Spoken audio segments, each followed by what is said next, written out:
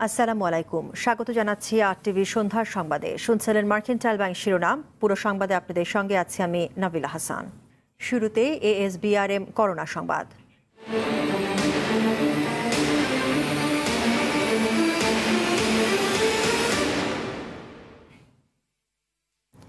গত ২৪ ঘন্টায় দেশে করোনা কেড়ে নিল আরও ১৪ জনের প্রাণ। এ সময় আক্রান্ত হয়েছে ৮৮৭ জন। দেশে একদিনে করোনা আক্রান্তের সংখ্যা এটি সর্বোচ্চ। সব মিলিয়ে এখন বাংলাদেশে করোনা রোগীর সংখ্যা ১৪,৬৫৭ জন।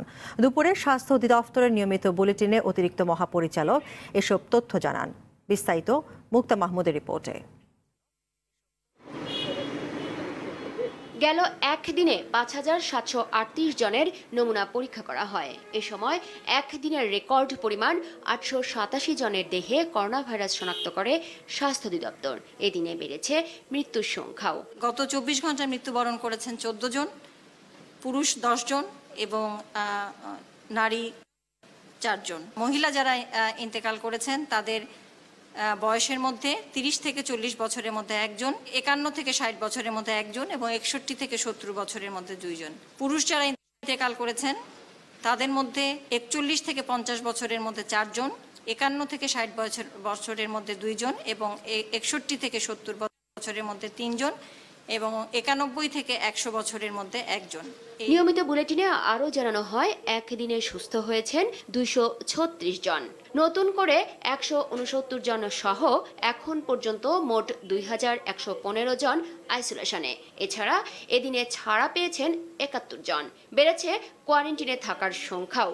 নতুন করে কোয়ারেন্টাইনে ২৪ ঘন্টায় এসেছে ২,২১৮ জন এবং ছাড় পেয়েছে ২,৯৭৯ জন।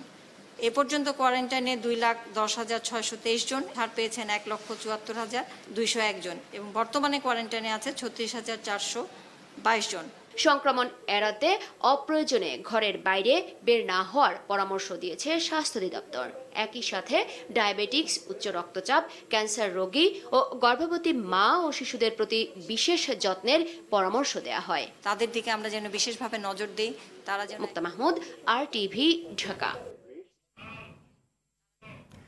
করোনা উপসর্গ নিয়ে ৪ জেলায় আরও ৫ জনের মৃত্যু হয়েছে। এর মধ্যে নারায়ণগঞ্জে মারা গেছে ২ জন। এই জেলায় গেল ২৪ ঘন্টায় ১৯৩ জনের নমুনা পরীক্ষা করে ৮৬ জনের করোনা পজিটিভ শনাক্ত হয়েছে। নরসিংদীতেও ১ জনের মৃত্যু হয়েছে। করোনা উপসর্গ নিয়ে ঢাকা থেকে নড়াইলের কালিয়ার বড়দিয়ায় বাড়িতে ফেরার ২ দিন পর ১ জনের মৃত্যু হয়েছে। মেহেরপুরের আজান গ্রামে সর্দি, কাশি, জ্বর উপসর্গ নিয়ে ১ কিশোরের মৃত্যু হয়েছে। চট্টগ্রামে ৬ পুলিশ সদস্য সহ ২১৯ জন করোনা শনাক্ত হয়েছে। দিনাজপুরের বিরামপুর উপজেলায় প্রথমবারের মতো ৩ জন করোনা ভাইরাসে আক্রান্ত হয়েছে। এদিকে বিভাগীয় নগরী রংপুরে প্রতিদিনই বাড়ছে করোনা আক্রান্ত রোগীর সংখ্যা। গেল এক সপ্তাহে রংপুর জেলায় করোনা রোগী শনাক্ত হয়েছে ১২৮ জন। নতুন করে জয়পুরহাটে ৫ জন, কুড়িগ্রামে ১ জন ও শেরপুরে ৬ জন আক্রান্ত হয়েছে।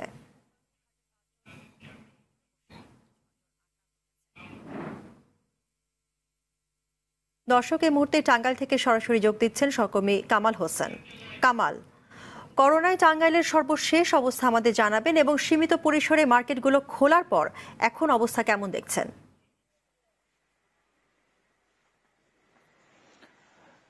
জি নাবিল, আপনি যেমনটি বলছিলেন, টাঙ্গাইলে আজকে অর্ধশত পূর্ণ হয়েছে করোনা আক্রান্তের সংখ্যা। তো ক্রমে কিন্তু টাঙ্গাইলে এই করোনা আক্রান্তের রোগীর সংখ্যা কিন্তু বেড়েই চলছে। তারপরেও আজকে সরকারি নির্দেশনা মোতাবেক, সরকারি নির্দেশনা অনুযায়ী আজকে থেকে কিন্তু মার্কেট খোলা হয়েছে। তবে মার্কেটগুলোতে দেখা গেছে টাঙ্গাইল শহরের বাইরে উপজেলাগুলোতে কিন্তু মার্কেটের লোকজনের সংখ্যা বা লোকজনের উপচে পড়া ভিড়। তো ৩ ফুট দূরত্ব থাকার যে বিষয়টি বা সামাজিক দূরত্ব বা শারীরিক দূরত্ব থাকার যে বিষয়টি সরকারি বিধি বা নির্দেশনা রয়েছে, স্বাস্থ্যবিধি, তা কিন্তু আজকে কোনোভাবেই জেলার বিভিন্ন উপজেলায় কিন্তু দেখা গেছে যে তারা কোনো কিছুই মানছেন না। ৩ ফুট দূরত্ব তো দূরের কথা, ৩ ইঞ্চি পরিমাণও দূরত্ব কোথাও লক্ষ্য করা যায়নি। প্রত্যেকটি মার্কেটে বা বিপণী বিতান বা হকার মার্কেটগুলোতে কিন্তু এই মানুষের উপচে পড়া ভিড় লক্ষ্য করা গেছে। তারপরেও যেহেতু আরেকটি বিষয় আপনাকে জানিয়ে রাখি, তা হচ্ছে যে ইদানিং যেটি লক্ষ্য করা যাচ্ছে, মানুষ কিন্তু ঘর থেকে প্রচুর পরিমাণে বের হয়ে যাচ্ছে। বিশেষ করে রাস্তাঘাট বা হাট বাজারগুলোতে উপচে পড়া ভিড় মানুষের লক্ষ্য করা গেছে। সবসময় কিন্তু আগের যে অবস্থা, মাঝখানে যে অবস্থা বিরাজ করছিল, যে মানুষের মধ্যে একটা ভয় বা আতঙ্ক কাজ করছিল, কিন্তু বর্তমানে যে অবস্থা লক্ষ্য করা যাচ্ছে বিভিন্ন এলাকাতে, তা কিন্তু কোনোভাবেই লক্ষ্য করা মানে তাদের মধ্যে যে ভয় ভীতি ন্যূনতম তা দেখা যাচ্ছে না। মানুষের ঘর থেকে বের হয়ে আসার বিষয়ে বা ঘর থেকে বের হয়ে আসার যে প্রবণতা দেখা যাচ্ছে তা কোনোভাবেই মানুষের মাঝে যে দেখা যাচ্ছে না। আরেকটি বিষয় যেটি আক্রান্তের সংখ্যা কিন্তু মানে দিন দিন যেই পরিমাণ বৃদ্ধি পাচ্ছে, এই টাঙ্গাইল কিন্তু ভয়ঙ্কর মানে ক্রমেই ভয়ঙ্কর দিকে যাচ্ছে। ইতিমধ্যে 50 যেহেতু পার হয়ে গেছে, মানুষের মাঝে যে এই মানে গাজীপুরের পার্শ্ববর্তী জেলা বা এই মানে যে সমস্ত আক্রান্তের যে মানে ব্যক্তিরা যারা আক্রান্ত হচ্ছে তারা কিন্তু এই ঢাকা গাজীপুর নারায়ণগঞ্জ থেকে আগত। এই মানে মূলত যে বিষয়টি, এই মার্কেটগুলোতে যদি নিয়ন্ত্রণ করা না যায়, মার্কেটগুলো মানুষের উপচে পড়া ভিড় যদি নিয়ন্ত্রণ করা না যায়, তাহলে কিন্তু এই টাঙ্গাইলের অবস্থা ক্রমেই ভয়াবহ হবে এবং ক্রমেই ভয়াবহর দিকে যাবে।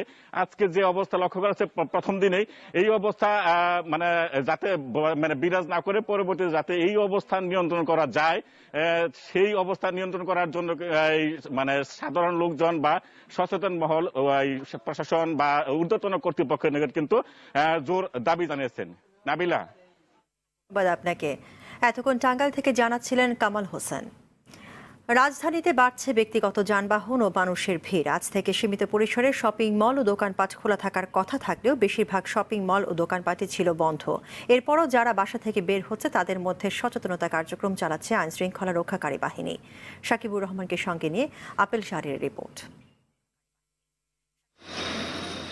রাজধানীর অন্যতম প্রবেশদ্বার গাবতলী দিয়ে প্রবেশ করেছে কর্মজীবী মানুষ। তাদের প্রায় সবারই জবাব, জীবিকার তাগিদেই কর্মক্ষেত্রে ছুটছেন তারা। আমি তো উঠছিলাম, এখন লোক উঠাইছে আমি জানি না সঠিক, পরে আমি তো নিজে উঠছিলাম যে যাইতে পারবো হসপিটালে তাড়াতাড়ি, জন্য সিএনজিতে উঠছিলাম। এখন আমি হাসপাতালে যাবো, তারপর একটা অফিসে যা চলে আসবো। একটা গার্মেন্টস সেক্টরে জব করি, এখন আমি ব্যাংকিং সেক্টরটা দেখি, কমার্শিয়াল অফিসার।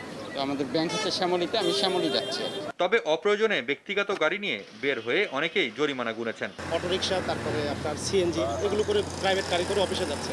তো আমরা চেক করতেছি, আমরা যে গাড়িগুলো ঢাকার বাইরে থেকে আসতেছে অথবা দেখা যাচ্ছে অধিক সংখ্যক লোকজন আছে, সেই গাড়িগুলো আমরা চেক করে লোকগুলোকে নামে জিজ্ঞাসা করতেছি। যদি দেখা যাচ্ছে যে তারা ঢাকার বাইরে থেকে ঢোকার চেষ্টা করতে, সেগুলো আমরা আবার রিটার্ন করে দিচ্ছি, মানে ফেরত দিতেছি।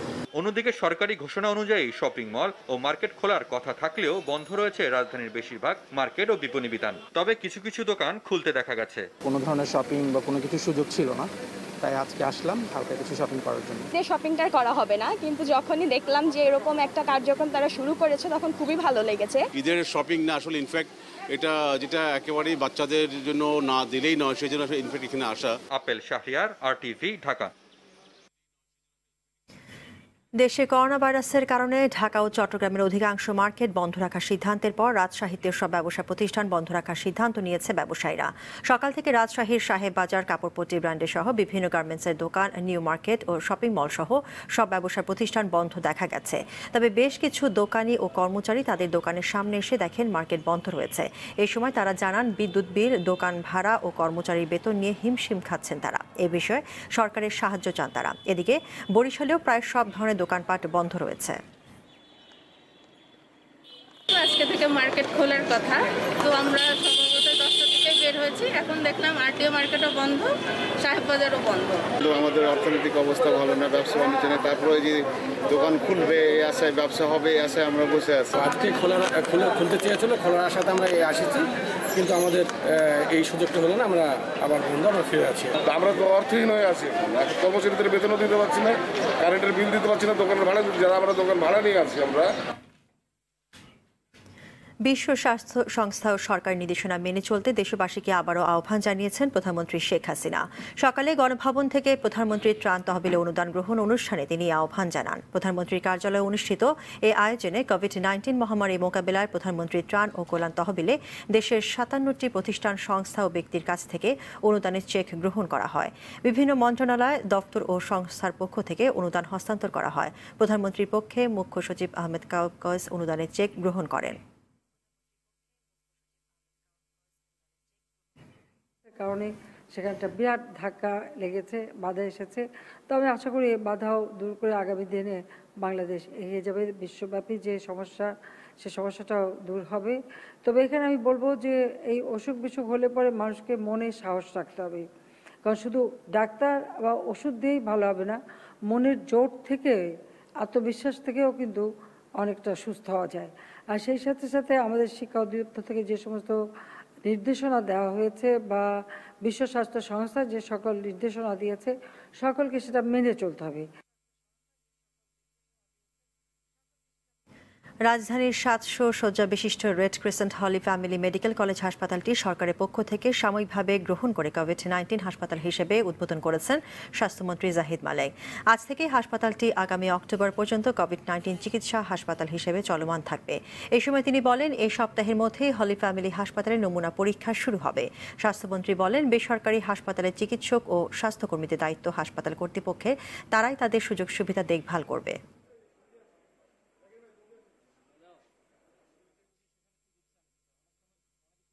আমাদের সরকারি হাসপাতালের জন্য যারা চিকিৎসক যারা আছেন তাদের জন্য থাকা খাওয়ার ব্যবস্থা অবশ্যই হয়েছে। আর বেসরকারি হাসপাতাল যারা আছে তারা ব্যবস্থা করবে, কিন্তু তাদের দায়িত্ব। অন্যান্য সুযোগ সুবিধা সরকার যদি মনে করে যে তাদেরকে এক্সটেন্ড করবে, সেটা করবে। সেটা বিশ্বব্যাপী যখন করোনা ভাইরাস নিয়ে হিমশিম খাচ্ছে, তখন আশার আলো দেখাচ্ছে রেমডেসিভির নামক একটি ওষুধ। করোনা ভাইরাস চিকিৎসায় এখন পর্যন্ত কার্যকরী এই ওষুধটি এরই মধ্যে বাংলাদেশে উৎপাদন হচ্ছে। তবে আশার আলোর দেখালেও ওষুধটি সাধারণ মানুষের কতটা ক্রয় ক্ষমতার মধ্যে থাকছে তা নিয়ে প্রশ্ন রয়েছে। এই অবস্থায় সরকারি উদ্যোগের তাগিদ দিলেন বিশেষজ্ঞরা। বিস্তারিত জানাচ্ছেন আপেল শাহরিয়ার। রেমডেসিভির নামক ঔষধটি প্রথমে ইবোলা ভাইরাসে আক্রান্ত রোগীদের জন্য তৈরি করা হয়। যুক্তরাষ্ট্র ক্লিনিক্যাল ট্রায়ালে 30% রোগী দ্রুত সেরে ওঠার প্রমাণও পাওয়া গেছে। ইতিমধ্যে ফলাফলের কারণে কোভিড-19 রোগীর চিকিৎসায় যুক্তরাষ্ট্র, জাপান সহ বেশ কয়েকটি দেশ মানব শরীরে এ ঔষধ প্রয়োগ করার অনুমতি দিয়েছে। বাংলাদেশ সরকারও অনুমোদন দিয়েছে এ ঔষধ উৎপাদনের। ইতিমধ্যে এসকেআই ফার্মাসিউটিক্যালস ঔষধটি উৎপাদন সম্পন্ন করেছে। উৎপাদন শুরুর দ্বার প্রান্তে ইনসেপ্টা, বেক্সিমকো সহ বেশ কয়েকটি ঔষধ কোম্পানি। যুক্তরাষ্ট্রের বেশ কিছু বিজ্ঞানী কম্প্যাশনেট গ্রাউন্ডে এটা কিছু কিছু রোগীকে ব্যবহার করার অনুমোদন করছেন। আমি আমাদের সরকারকে অবশ্যই ধন্যবাদ জানাবো এটা অনুমতি, এটা উৎপাদনের সুযোগটা করে দেওয়ার জন্য। রেমডেসিভির কাজ করবে সেটা আমি আশা করি, এবং আমাদের অল্প সংখ্যক রোগী রেমডেসিভিরের বদৌলতে রক্ষা পাবেন বা মৃত্যু থেকে রক্ষা পাবেন। আমি এই কামনা এবং প্রার্থনা দুটাই করি। গুরুতর কোভিড-19 রোগীদের ব্যবহারের জন্য মূলত এ ওষুধটি প্রয়োগ করে চিকিৎসা ব্যবস্থায় ইতিবাচক ফলাফলের আশা করছেন চিকিৎসকরা। R&D পর্যায়ে আছে ওষুধটা, এবং আমরা অতি দ্রুত এটা আমরা কমার্শিয়ালি প্রোডাকশন করার জন্য এগিয়ে যাচ্ছি। আশা করছি ইনশাআল্লাহ খুবই দ্রুত সময়ের মধ্যে আমরা এই ওষুধটা বাংলাদেশ সরকারের হাতে তুলে দিতে পারবো। এই ওষুধের প্রাইসটা প্রাথমিকভাবে আমরা 5,500 করে প্রত্যেকটা ইনজেকশনের প্রাইস হবে বলে আশা করছি।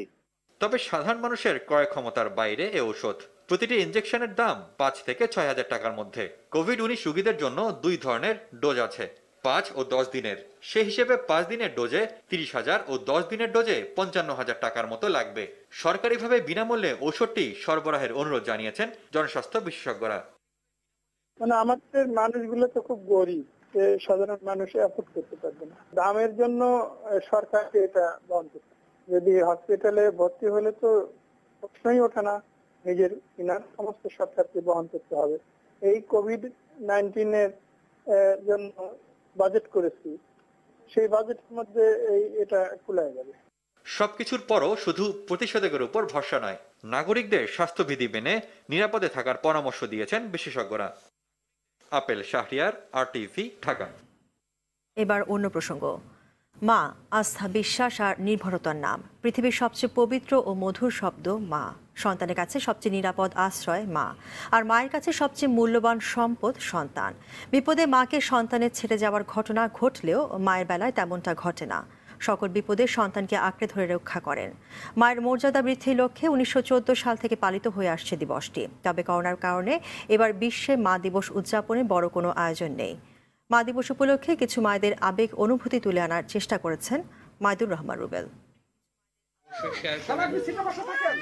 করোনায় মা আক্রান্ত হয়েছেন এমন সন্দেহে সংক্রামিত হওয়ার ভয়ে টাঙ্গাইলের সখীপুর জঙ্গলে মাকে ফেলে যায় নিষ্ঠুর সন্তানেরা। অথচ করোনা পজিটিভ জেনেও মা মৌসুমী শবনম দূরে সরাতে পারেনি যক্ষের দন সন্তানকে।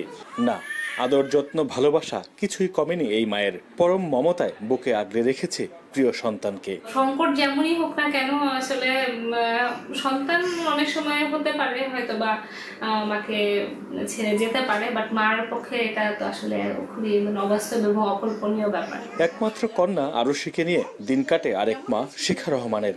দুষ্ট মিষ্টি যন্ত্রণায় দিনভর সারাঘর মুখর করে রাখে 3 বছরের কন্যা।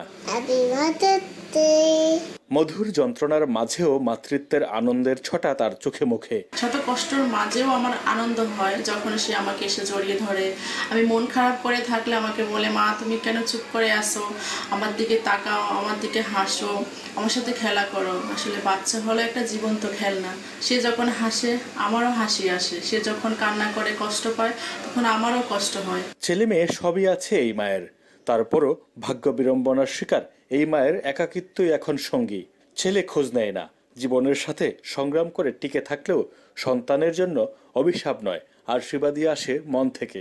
কষ্ট করে মানুষ করছি, এখানকার ছেলের বইও দেখে না, ছেলেও দেখে না, আমি এন করে দোয়া করি, ওরা করে ধরে খাইয়া। বিশ্ব জনসংখ্যা প্রতিবেদনের তথ্য মতে গত 25 বছরে মাতৃমৃত্যুর হার 70% কমলেও দেশে প্রায় 2 লাখ মেয়ের বিয়ে হয় কিশোরী বয়সে, আর সন্তান জন্ম দিতে গিয়ে মৃত্যু হয় অন্তত 2000 কিশোরী মায়ের। সন্তান জন্ম দেওয়ার ঝুঁকি থাকলেও সন্তানের প্রতি কমতি নেই ভালোবাসার। ওদেরকে প্যাডে নিয়েও কাজ করছি আমি, আমার ছুটি মুটি দেয় নাই। অপরিপক্ক কাঁচা আম কেমিক্যাল দিয়ে পাকিয়ে বিক্রির দায় 8 ব্যবসায়ীকে 32 লাখ টাকা জরিমানা ও একজনকে 6 মাসের কারাদণ্ড দিয়েছে র্যাবের ভ্রাম্যমাণ আদালত। জব্দ করা হয়েছে 40 টন আম। একই আদালত জব্দ করেছে প্রায় 4 টন মেয়াদোত্তীর্ণ খেজুর। সাকিবুর রহমানের রিপোর্ট, জানাচ্ছেন মুক্তা মাহমুদ। সকালে রাজধানীর বাদামতলী ফলের আড়তে অভিযান চালায় র্যাবের ভ্রাম্যমাণ আদালত। সেখানে অপরিপক্ক আম জব্দ করা হয়। র্যাবের ম্যাজিস্ট্রেট জানান, কিছু অসাধু ব্যবসায়ী মুনাফা লাভের জন্য এমন জালিয়াতি করছে। বিক্রি করে গেছে, মানে এগুলোই কিন্তু আপনার কারবার দিয়ে পাকিয়ে এগুলো আপনার বিক্রি করতেছে এবং গত 10 দিন যাবতই আমটা বাজারে নিয়ে আসছে। কারণ ক্যালসিয়াম কার্বাইড দিয়ে যারা পাকাচ্ছে আপনার স্বাস্থ্যের উপর ক্ষতিকর। তবে ব্যবসায়ীদের অভিযোগ, তারা কোনো কেমিক্যাল দেননি। এটা আমরা তো স্যার আমরা নিজে কইতে না কি দা পাকা, যদি রং হয়ে থাকে এটা কিভাবে রং আছে এটা আমরা বলতে পারি। কৃষি সম্প্রসারণ অধিদপ্তর বলছে, এই আম শরীরের জন্য ক্ষতিকর, যা খেলে নানা ধরনের রোগ হতে পারে। রাজশাহী থেকে আম সংগ্রহ করার সময় দেওয়া হয়েছে এই বছর 15ই মে। যদিও এই বছর যেহেতু বৃষ্টিপাত হয়েছে একটু বেশি, তাতে এটা 15 না 20-এ গেলে আরও ভালো হবে। তো এখানে চলে আসছে মার্কেটে, আরও 10 দিন আগে থেকে এখানে বেচা কিনা চলতেছে। স্পষ্ট তো বোঝা যাচ্ছে কেমিক্যাল দিয়ে এটাকে পাকানো হয়েছে। সুতরাং এই বিষমুক্ত আমটা আমরা এখন খাওয়াটা ঠিক হবে না। আমের পর আরেক অভিযানে 4 টন পচা ও মেয়াদ উত্তীর্ণ খেজুর জব্দ করে একই ভ্রাম্যমাণ আদালত। মুক্তা মাহমুদ, RTV, ঢাকা। শরীয়তপুরে সামাজিক দূরত্ব বজায় রাখতে কাজ করার পাশাপাশি দরিদ্রদের খাদ্য সহায়তা দিচ্ছে বাংলাদেশ সেনাবাহিনী। শনিবার নড়িয়া উপজেলার শহীদ মিনার চত্বরে 3 শতাধিক পরিবারকে খাদ্য সহায়তা দেওয়া হয়। সিরাজগঞ্জে জেলা পরিষদের উদ্যোগে 10,000 পরিবারের কর্তা-কর্তীদের ত্রাণ সামগ্রী দেওয়া হয়েছে। ডাকবাংলো প্রাঙ্গণে এসব সামগ্রী তুলে দেন জেলা পরিষদ চেয়ারম্যান আব্দুল লতিফ বিশ্বাস। ঝালকাঠির কাছালিয়ায় কর্মহীন 5 শতাধিক পরিবারকে খাদ্য সামগ্রী দিয়েছেন আওয়ামী লীগের কেন্দ্রীয় নেতা এম মনিরুজ্জামান। ঝিনাইদহের মহেশপুরে নিম্ন আয়ের মানুষদের ত্রাণ সামগ্রী দিয়েছেন সংসদ সদস্য শফিকুল আজম খান চঞ্চল। এদিকে পাবনার বেড়া উপজেলায় সরকারের ভর্তুকি দামে এক কৃষককে কম্বাইন্ড হারভেস্টার মেশিন দেওয়া হয়েছে। হারভেস্টার মেশিনের চাবি হস্তান্তর করেন সংসদ সদস্য অ্যাডভোকেট শামসুল হক টুকু। ঢাকার আশুলিয়া ইয়ারপুর ইউনিয়নে অসহায় ও হতদরিদ্র মানুষদের খাদ্য সামগ্রী উপহার দিয়েছেন দুর্যোগ ও ত্রাণ প্রতিমন্ত্রী এনামুর রহমান। 1200 পরিবারের কর্তাকর্তীর কাছে এসব উপহার তুলে দেওয়া হয়। শারীরিক দূরত্ব বজায় রেখে মানুষদের এসব উপহার দেওয়ার সময় প্রতিমন্ত্রী বলেন, পর্যায়ক্রমে দেশের অসহায় মানুষদের মাঝে খাদ্য সামগ্রী দেওয়া হচ্ছে। করোনা পরিস্থিতি স্বাভাবিক না হওয়া পর্যন্ত এই প্রক্রিয়া অব্যাহত থাকবে।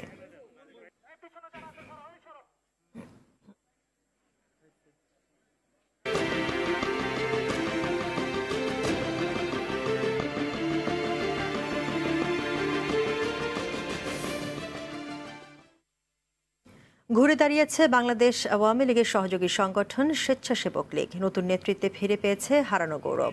দেশের সংকটময় মুহূর্তে সারা দেশের মানুষের পাশে দাঁড়িয়েছে সংগঠনটির নেতার কর্মীরা।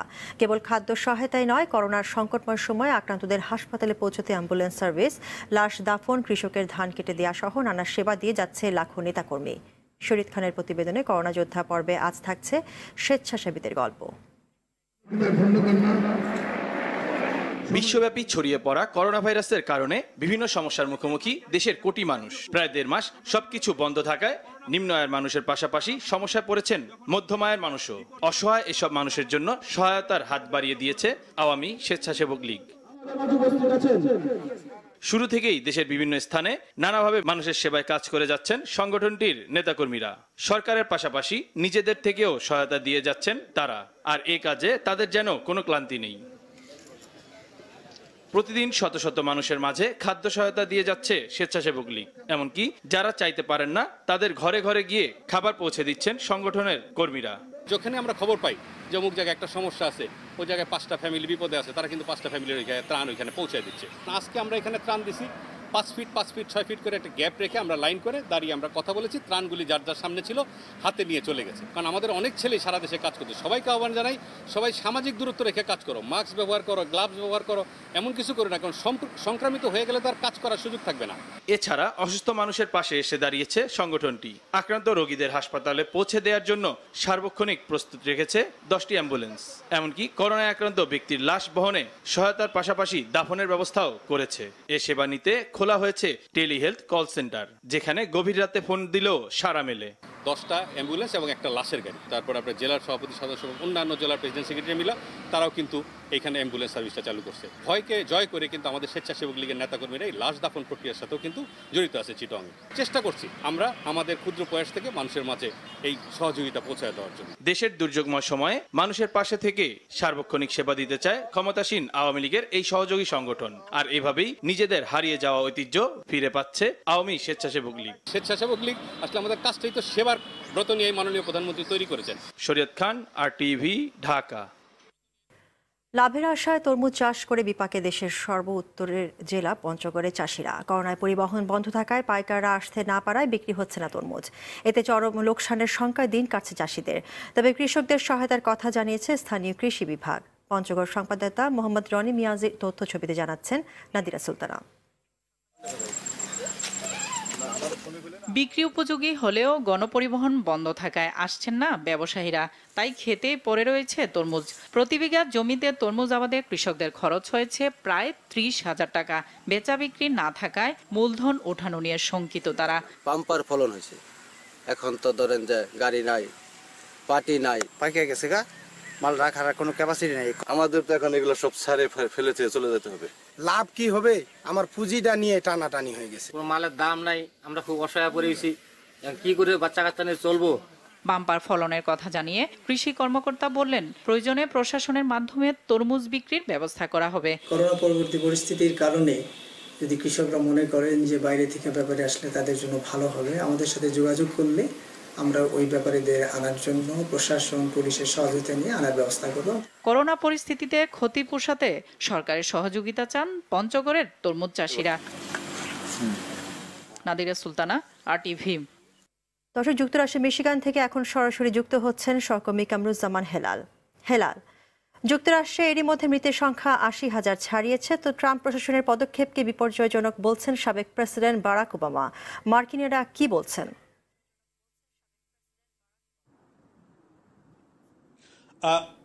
ধন্যবাদ নাবিলা। আপনি জানেন বর্তমানে যুক্তরাষ্ট্রে করোনাতে সর্বমোট মৃত্যুবরণ করেছে 80,040 জন।